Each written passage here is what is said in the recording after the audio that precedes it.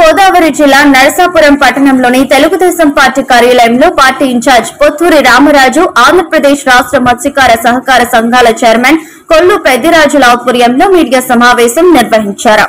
ఈ సమావేశంలో కొల్లు పెద్దిరాజు, పొత్తూరి రామరాజు మాట్లాడుతూ జూన్ 4వ తారీఖు ఆంధ్రప్రదేశ్ రాష్ట్ర ప్రజలకు రాక్షస పాలన నుండి విముక్తి పొందిన రోజని, వైఎస్ఆర్ కాంగ్రెస్ పార్టీ పిలుపునిచ్చిన విధంగా వెన్నుపోటు దినోత్సవం కాదని ఒక్క అవకాశం ఇమ్మన్న వైఎస్ జగన్మోహన్ రెడ్డికి ఎంతో నమ్మకంగా రాష్ట్ర ప్రజలు అధికారాన్ని ఇచ్చారని, జగన్మోహన్ రెడ్డి అధికారం ఇచ్చిన ప్రజలకు వెన్నుపోటు పొడిచి రాక్షస పాలన సాగించారని ఈ సమావేశంలో మాజీ ఏఎంసీ చైర్మన్ కొప్పాడ రవీంద్రనాథ్ ఠాగూర్, పట్టణ తెలుగుదేశం పార్టీ అధ్యక్షులు చెక్కం శ్రీమన్నారాయణ, మున్సిపల్ మాజీ వైస్ చైర్మన్లు పొన్నాల నాగబాబు, భూపతి నరేష్, సీనియర్ నాయకులు శంకు భాస్కర్ నాయుడు, తెలుగుదేశం పార్టీ నాయకులు, కార్యకర్తలు పాల్గొన్నారు. అలాగే జూన్ 4న జగన్మోహన్ రెడ్డి పరిపాలనలో, దుర్మార్గమైన పరిపాలనలో, రాక్షస పరిపాలనకి విముక్తి చెందినటువంటి రోజు జూన్ 4. ప్రజలు జగన్మోహన్ రెడ్డి పరిపాలన మీద విరక్తి కలిగి ఇతను ఎప్పుడు పోతాడో, దుర్మార్గమైన పరిపాలన ఎప్పుడు పోతుందని చెప్పని వేచి చూసి చరిత్రాత్మకమైన తీర్పు ఇచ్చినటువంటి రోజు జూన్ 4. ఇవాళ దెయ్యాలు వేదాలు చెప్పినట్టుగా ఇవాళ జగన్మోహన్ రెడ్డి వెన్నుపోటు తినమని చెప్పని ఇవాళ ప్రజల్లోకి వస్తాను చూస్తూ ఉన్నట్టుగా. అలా వెన్నుపోటు అంటే ఎవరు? వెన్నుపోటుకి మీరు వెన్నుపోటు ఒక సొంత పినతండ్రిని చంపేస్తే గుండుపోటుగా చిత్రీకరించి దాన్ని ఆ కేసును మాఫీ చేయడానికి చూసేటువంటి మీరు వెన్నుపోటు పొడిచారా?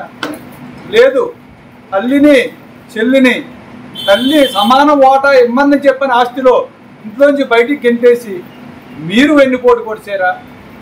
లేదు, మద్యపాన నిషేధం 100% అమలు చేస్తానని చెప్పని ఆంధ్ర రాష్ట్రంలో ప్రజలకి మాట ఇచ్చి మడం తిప్పినటువంటి వ్యక్తి మీరు వెన్నుపోటు పొడిచారా? ఇలాగ చెప్పుకుంటా పోతే ప్రతి విషయంలోని ఈ రాష్ట్ర ప్రజలకి మూలకి కూడా మనం నీరిచ్చేటువంటి గొప్ప ప్రాజెక్ట్ అది.